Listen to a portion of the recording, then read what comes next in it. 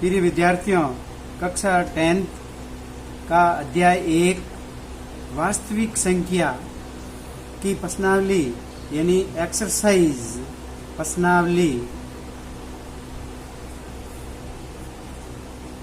1.1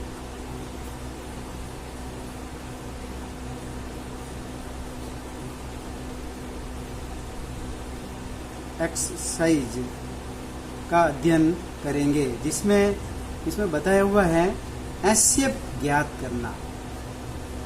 HCF ज्ञात करना। अब देखिए प्रिय विद्यार्थियों, हमने एचसीएफ ज्ञात करना कई वीडियो से पहले पुरानी कक्षाओं में सीख चुके हैं। एचसीएफ का मतलब होता है, अर्थ होता है मसप।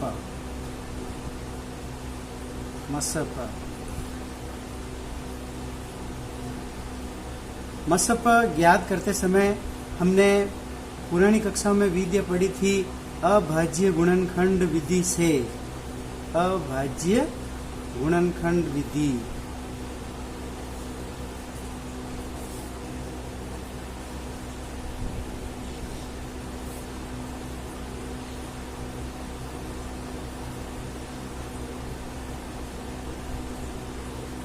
दूसरी विधि थी जो कि अब हम पढ़ेंगे 10वीं कक्षा के में यूक्लिड विभाजन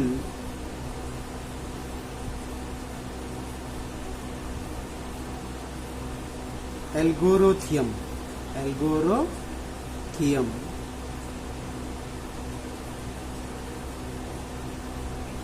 यानी ये एक गणितज्ञ हुआ था यूक्लिड, जिसने खुद ने दी थी अपनी खुद की विधि।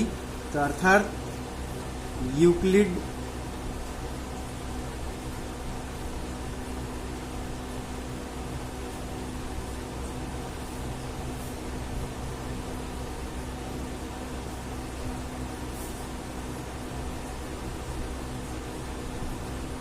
इसके अंदर एचसीएफ बड़ी बड़ी संख्याओं का भी ज्ञात किया जा सकता है और छोटी छोटी संख्याओं का भी ज्ञात किया जा सकता है। अर्थात हम इसके लिए एक उदाहरण लेते हैं।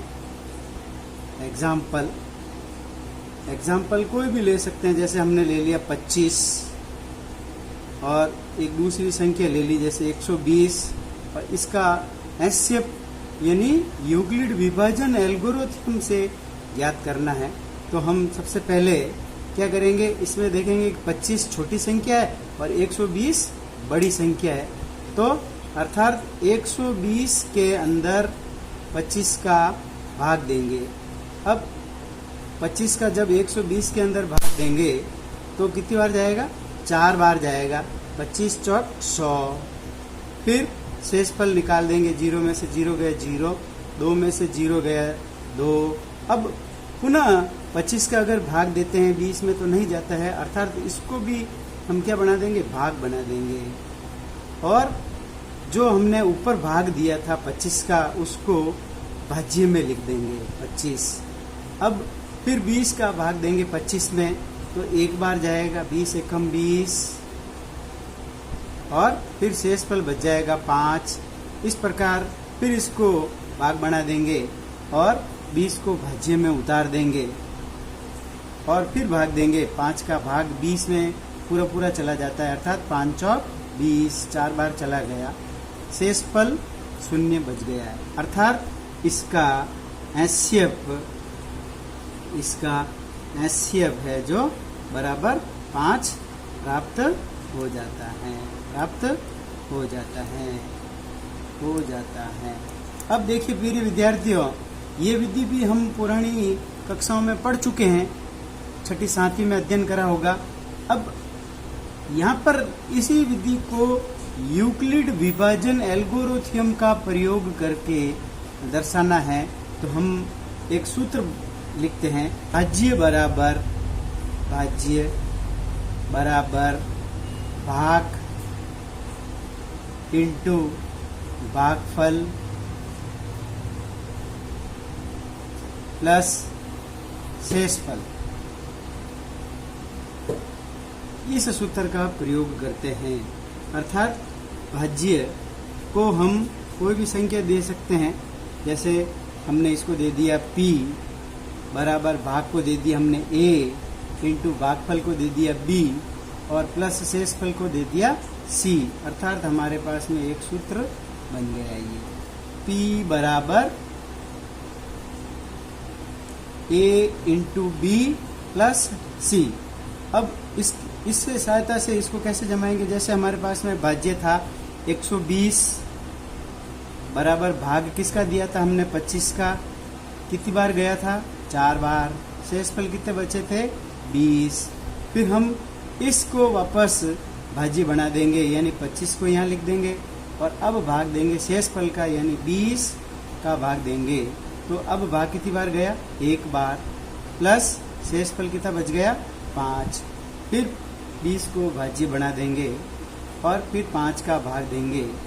तो अब की बार भाग चला जाएगा 5 चौक 20 यानी पूरी 4 बार और शेषफल कितना बच जाएगा 0, अर्थात ये संख्या हमारा ये क्या कहलाएगी एचसीएफ कहलाएगी, अर्थात एचसीएफ बराबर 5 आंसर प्राप्त हो जाएगा। तो प्रिय विद्यार्थियों, इसके अंदर आपको निश्चित रूप से भाग सही तरीके से करना आना चाहिए। भाग सही तरीके से करने के लिए आपको सबसे पहले भाग का अभ्यास करना पड़ेगा और भाग का अगर सही तरीके से अभ्यास है, बड़ी बड़ी संख्या आ सकती है। जैसे एग्जाम्पल और हम कोई भी दूसरा ले सकते हैं, जैसे हम दूसरा एग्जाम्पल लेंगे 675 और संख्या है जैसे 250। अब इतनी बड़ी संख्या आ गई और इससे हम एचसीएफ ज्ञात करते हैं, तो इसके अंदर अगर हम अभाज्य गुणनखंड विधि का प्रयोग करेंगे तो बहुत ही समय लगेगा और उस समय के बचाव के लिए इस कक्षा के अंदर हमने एक नई विधि का उपयोग करा है जिसका नाम है यूक्लिड विभाजन एल्गोरिथम। तो इस विधि का प्रयोग करते समय भी हम यही करेंगे कि इसमें बड़ी संख्या को भाज्य बनाएंगे। जैसे भाज्य है 675 और भाग किसका देना है 250 का। अब 250 का भाग देंगे इसके अंदर तो 2 बार चला जाएगा, तो 25 दूना 50 और वापस 0 का 0 ऐसे कैसे लिख देंगे 500 हो जाएंगे।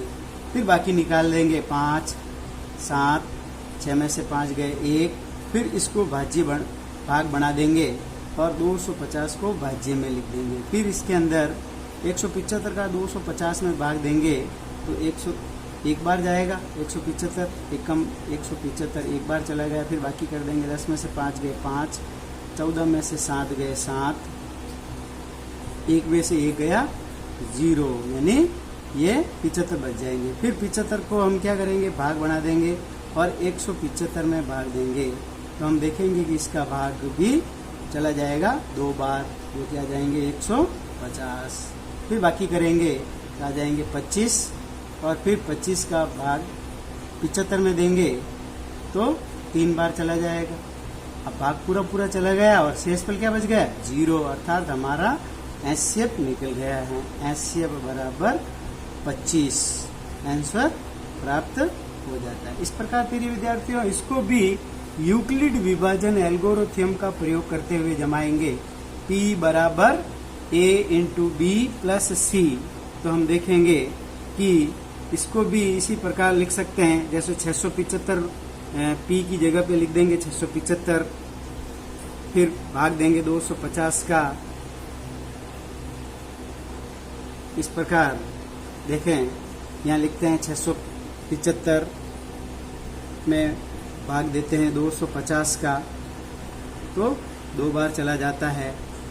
और अगर ये 2 बार चला जाता है तो पीछे बच जाते हैं प्लस 175, फिर 250 में भाग देंगे 175 का, तो 1 बार चला जाएगा और पीछे बच जाएंगे 75, फिर 175 में 75 का भाग देते हैं तो 2 बार चला जाएगा और पीछे बच जाएंगे 25, फिर 75 में भाग देते हैं 25 का, तो 3 बार चला जाएगा और पीछे शेषफल 0 बच जाता है, अर्थात इसका एचसीएफ 25 आंसर प्राप्त हो जाता है। इस प्रकार देखते हैं प्रिय विद्यार्थियों कि यूक्लिड विभाजन एल्गोरिथम का प्रयोग करके हम इस प्रकार एसशिप ज्ञात कर सकते हैं, जिसको यूक्लिड विभाजन एल्गोरिथम भी कहा जाता है।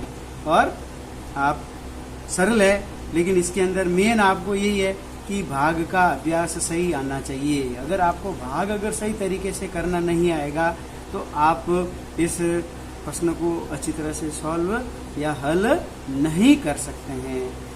यूक्लिड अब इसी प्रकार हम प्रश्नावली 1.1 का प्रश्न 4 हल करेंगे। और प्रश्न 4 क्या कहता है कि यूक्लिड विभाजन प्रमेय का प्रयोग करके दर्शाइए कि किसी धनात्मक पूर्णांक का वर्ग किसी पूर्णांक m के लिए 3m या 3m+1 के रूप में होता है, देखिए इस प्रश्न को हल करने के लिए हम बताएंगे कि ये वर्ग के रूप में होना चाहिए, यानी धनात्मक पूर्णांक होना चाहिए और वर्ग के रूप में भी होना चाहिए। तो इसके लिए स्थिति पहली हमारे पास में मान लेंगे हम, यानी मानना यानी लेट कर लेंगे, और इसको लिखेंगे a बराबर 3q। अब हम इसमें क्या करेंगे, दोनों साइड में इसका वर्ग करेंगे, यानी दोनों तरफ वर्ग करने पर यानी बोथ साइड्स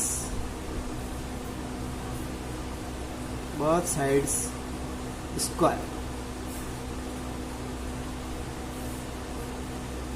अब जब दोनों तरफ वर्ग करेंगे तो यहाँ पे हो जाएगा a का स्क्वायर बराबर 3q का स्क्वायर, और जब इसको सॉल्व करेंगे तो हमारे पास में आ जाएगा a स्क्वायर बराबर 9q स्क्वायर।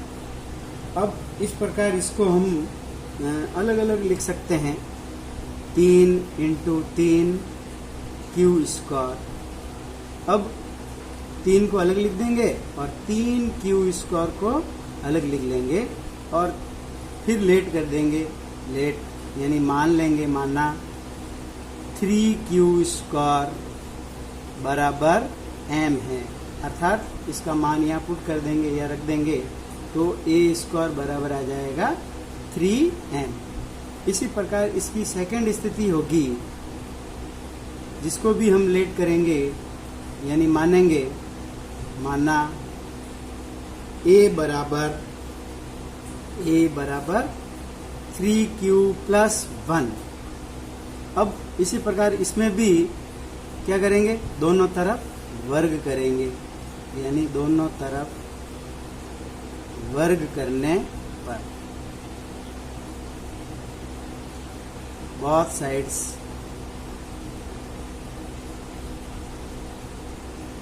स्क्वायर। जब दोनों तरफ वर्ग करेंगे तो ये भी हो जाएगा a का स्क्वायर बराबर 3q+1 का होल स्क्वायर। फिर विद्यार्थियों इसको सॉल्व करने के लिए या हल करने के लिए देखेंगे कि a को a से गुणा करेंगे तो आएगा a स्क्वायर, और इसको जब सॉल्व करेंगे तो आ जाएगा 3q का होल स्क्वायर प्लस 1 का होल स्क्वायर प्लस 2 × 3q × 1, और जब इसको सरल करेंगे तो आ जाएगा 9q square plus 1 plus 6q प्राप्त हो जाएंगे। अब हम देखेंगे कि इसको इस स्थिति में लाने 3m+1 की स्थिति में लाने के लिए 9q स्क्वायर ऐसे कैसे लिखेंगे, प्लस 6q ऐसे कैसे लिखेंगे, और +1 पीछे लिख लेंगे ताकि हमें पता लग जाए कि +1 इसमें प्राप्त हो रहा है और इसको ही कुछ संख्या माननी पड़ेगी। तो इसको भी सरल करने के लिए इसमें से कॉमन ले लेंगे, 3 कॉमन लेंगे तो 3 कॉमन आ जाएगा, तो अंदर बच जाएगा 3 × 3 = 9, 3q square plus 2q plus 1 ऐसे कैसे लिख देंगे, और चूंकि 3q स्क्वायर प्लस 2q बराबर m मान लेंगे और इसको इसकी जगह पे लिखेंगे तो आ जाएगा 3m प्लस 1। इस प्रकार देखते हैं प्रिय विद्यार्थियों कि हम देखो a बराबर हमने 3q लिया था तो हमारे पास में 3m प्राप्त हो गया था। इस प्रकार a बराबर हमने 3q प्लस 1 लिया था तो हमारे पास में a स्क्वायर बराबर 3m प्लस 1 प्राप्त हो जाता है। अर्थात इसमें भी a का वर्ग करा तो a स्क्वायर प्राप्त हुआ, इसमें भी a का वर्ग करा तो a स्क्वायर प्राप्त हुआ। इस प्रकार ये प्राप्त हो, इस प्रकार आगे भी स्थितियों में स्पष्ट किया जा सकता है। अतः हम कह सकते हैं कि 3m अर्थात हमें प्राप्त हो जाता है, यानी a जो हमको सिद्ध करना था 3m 3m प्लस 1 के रूप में ये व्यक्त हो जाता है, रूप में व्यक्त हो जाता है, व्यक्त हो जाता है।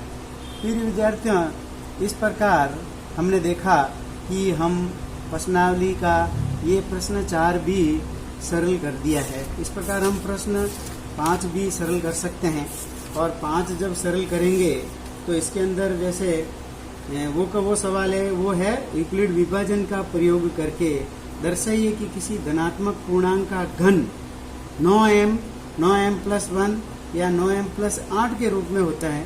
तो इसको भी हम ऐसी कैसी स्थिति में लेंगे और a बराबर हम सबसे पहले 3b मानेंगे और अब इसमें क्यूब करेंगे।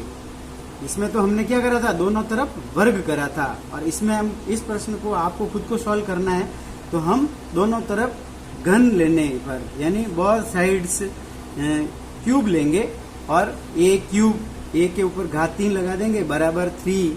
हम कोई भी नई संख्या मान लेंगे, जैसे 3b मान लिया, q मान लिया, कुछ भी मान सकते हैं, 3b क्यूब हो जाएगा। अब इसमें इसको क्यूब करना है और फिर इस प्रकार सॉल्व करते जाएंगे।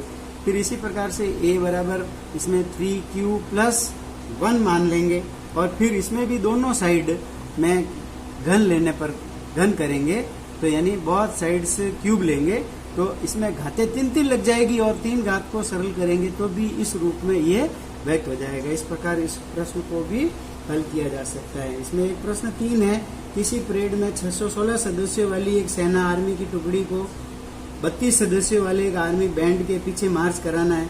दोनों समूहों को समान संख्या वाले स्तंभों में मार्च कराना है। उन स्तंभों की अधिकतम संख्या ज्ञात करनी। देखिए प्रिय विद्यार्थी, जब अधिक से अधिक संख्या कहता है तो आपको ये ध्यान रखना है कि इसमें भी एचसीएफ ज्ञात करना है और एचसीएफ ज्ञात करते समय यूक्लिड विभाजन का प्रयोग करते हुए हम ज्ञात कर सकते हैं। तो जैसे इसके अंदर 2 संख्या है, एक 32 और दूसरी है 616, तो वही 616 में हम किसका भाग देंगे, 32 का भाग देंगे। तो 32 का भाग देंगे तो पहले जैसे एक बार चला गया 32 से कम 32 भाग दे सकते हैं आराम से। 3 अंक में एक साथ नहीं जाता है तो पहले 2 अंक में दीजिए, क्योंकि इसमें भाग की विभाजन की प्रक्रिया आपको अच्छी तरह से आनी चाहिए, भाग देने की क्रिया आपको अच्छी तरह से आनी चाहिए। अब बाकी कर देंगे, 11 में से 2 गए 9, फिर बच गए 5, 5 में से 3 गए 2, फिर उतार दिए 6, फिर 32 का भाग 296 में दिया तो चला जाएगा आपकी बार 9 बार और यहाँ पे 288 आ जाएंगे।